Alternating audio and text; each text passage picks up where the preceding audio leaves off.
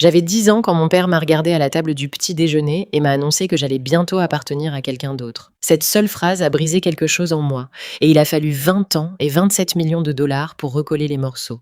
Voici l'histoire de la façon dont j'ai perdu une famille pour en reconstruire une autre à partir de rien, seulement du silence et des secondes chances. Je m'appelle Harper et j'ai grandi près de Portland, dans une maison où l'amour devait se mériter par la réussite et où je n'en faisais jamais assez. Mon père, Gerald Whitfield, dirigeait une agence bancaire régionale et jugeait chaque personne selon ce qu'elle produisait. Ma mère, Diane, gardait la maison impeccable et ses opinions encore plus silencieuses, apaisant ses humeurs à lui au lieu de les remettre en question. Mes deux frères aînés, Bradley et Marcus, étaient constamment félicités pour leurs notes et leurs trophées de foot, tandis que mes bulletins scolaires recevaient un simple hochement de tête avant que la conversation ne revienne aux garçons. J'ai tout essayé pour qu'on me remarque. J'étudiais jusqu'à minuit, je courais jusqu'à ce que mes poumons brûlent et je demandais des camions, jouets, au lieu de poupées, espérant que mon père finirait par voir que je valais quelque chose.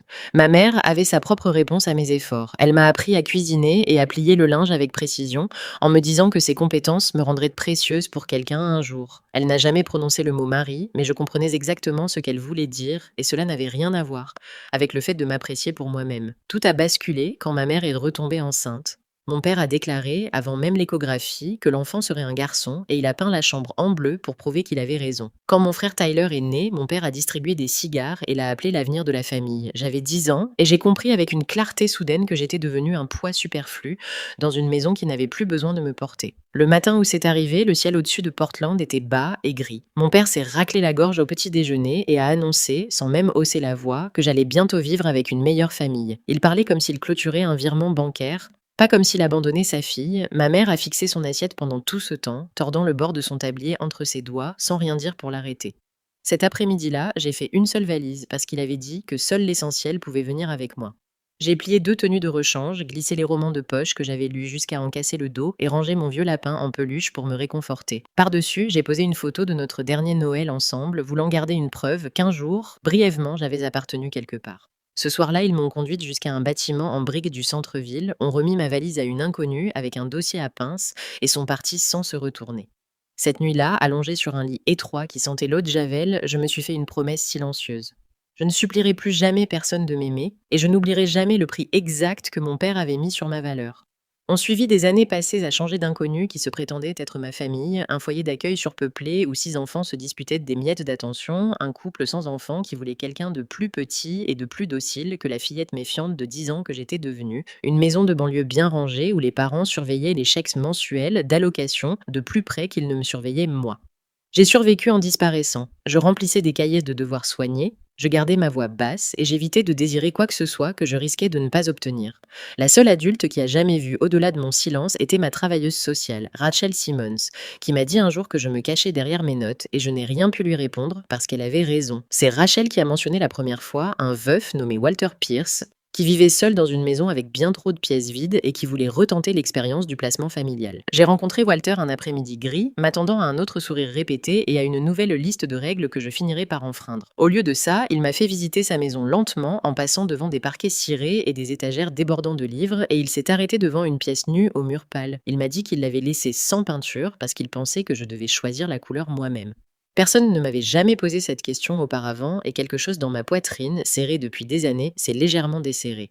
Walter n'a jamais exigé de performance de ma part. Quand les cauchemars me réveillaient, il était déjà dans le couloir avec du chocolat chaud. Quand les devoirs me submergeaient, il s'asseyait à côté de moi sans presser ma réflexion. Il m'a construit une bibliothèque dans le garage un samedi, simplement parce qu'il pensait que mes livres méritaient un vrai foyer. Petit à petit, sans jamais le proclamer, il m'a appris ce qu'était réellement la stabilité et au moment où l'adoption a été finalisée, sa présence tranquille était déjà devenue le sol sous mes pieds. Si vous avez déjà dû reconstruire votre idée de la famille, à partir de rien, restez avec moi, parce que cette histoire va encore prendre un tournant. Cliquez sur j'aime et abonnez-vous pour ne pas manquer la suite. Walter m'a ouvert le monde sans jamais donner l'impression de me faire la leçon. Il m'a emmené à travers les grands manoirs anciens des West Hills et m'a montré comment les escaliers et les fenêtres façonnaient le ressenti d'une pièce. Il me disait que l'architecture n'était jamais seulement une question de murs, mais de la façon dont un espace accueillait les gens à l'intérieur. J'ai commencé à dessiner des quartiers entiers dans mes cahiers et il m'achetait des crayons et du papier millimétré sans jamais douter de mon sérieux. Le lycée m'a apporté ma première vraie amie, Nicole Bennett, qui a décidé en seconde que je valais la peine d'être connue et qui a refusé de me laisser disparaître comme je le faisais toujours. La thérapie avec le docteur Karen Ellis m'a aidé à comprendre que le rejet de mes parents reflétait leurs propres limites et non ma valeur. En terminale, une lettre d'admission est arrivée du programme d'architecture de Cornell et Walter l'a encadrée sur le mur de notre salon, disant à chaque visiteur que sa fille partait à New York pour construire des choses. Au début de la trentaine, mes créations se dressaient un peu partout à Portland sous forme de bâtiments réels, des centres communautaires aux murs de verre et aux cours intérieurs où les voisins se rassemblaient. Chaque récompense me semblait vide à moins que Walter ne soit assis au premier rang et il l'était toujours. Jusqu'à cette soirée où ses mains ont tremblé pendant les applaudissements et où son appétit a disparu au dîner. Quelques semaines plus tard, nous avons appris qu'il s'agissait d'un cancer du pancréas au stade 4 et il l'a affronté avec un calme qui m'a stabilisé alors même que mon monde s'effondrait à nouveau.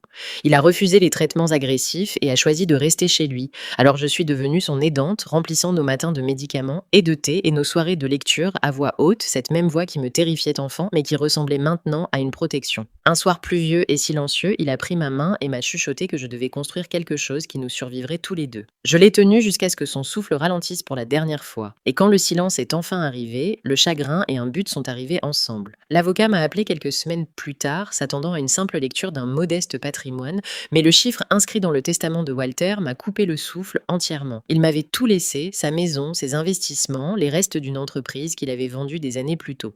Un total de plus de 27 millions de dollars. Cet homme en flanelle qui jardinait avec de vieux gants avait discrètement bâti une fortune et maintenant il me faisait confiance pour la faire fructifier plutôt que de simplement la dépenser. 3 mois après que les articles sur mon héritage ont commencé à circuler, ma sonnette a retenti et un homme que je n'avais pas vu depuis 20 ans se tenait sur mon perron. C'était Gérald, plus vieux et plus petit que le géant dont je me souvenais. Un avocat attendant derrière lui avec une mallette. Il prétendait avoir passé des années à me chercher et que lire mon histoire d'héritage lui avait enfin montré qu'il était temps de réparer les choses et j'ai compris immédiatement que ce n'était pas du remords qui frappait à ma porte. J'ai engagé un détective privé au lieu de lui ouvrir les bras et le rapport a confirmé tout ce que je soupçonnais. Des dettes de jeu, une maison saisie, des emplois abandonnés et mes 2 frères coupés de lui depuis des années.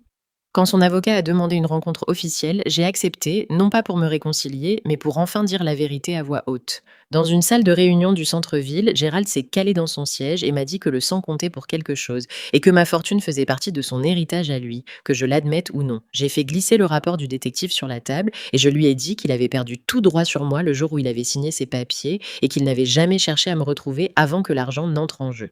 Je lui ai offert une seule chose, le financement d'une cure de désintoxication, rien de plus, et je lui ai dit que tout avenir entre nous passerait par le fait de se faire aider, pas par moi.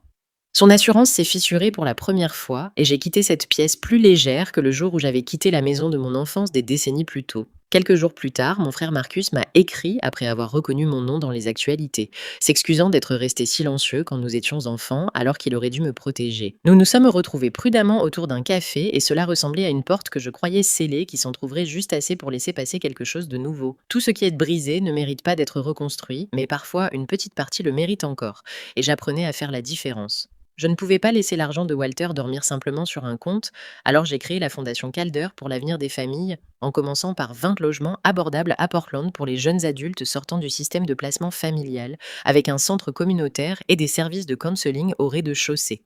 En parcourant ces couloirs avant l'ouverture, je me suis souvenu de chaque lit étroit sur lequel j'avais dormi enfant, désespéré de stabilité. Et maintenant, je construisais l'appartenance qu'on m'avait autrefois refusée, pour quelqu'un d'autre entièrement. Lors de l'inauguration, j'ai dit à la foule rassemblée que la famille n'est pas une question de sang. C'est un choix, un engagement et de l'amour, et quand on se choisit les uns les autres, on construit quelque chose de plus fort que n'importe quel héritage. Je tenais dans ma paume le pendentif en clé argentée que Walter m'avait offert des années plus tôt, encore chaud. Non plus seulement le souvenir de la maison qu'il m'avait ouverte, mais le symbole de chaque foyer qui s'ouvre maintenant grâce à lui. Si cette histoire vous a touché, c'est exactement pour cette raison qu'elle méritait d'être racontée. Abonnez-vous pour plus d'histoires vraies sur la famille, la trahison et les gens qui choisissent de rester. Et dites-moi en commentaire ce que vous auriez dit à Gérald dans cette pièce.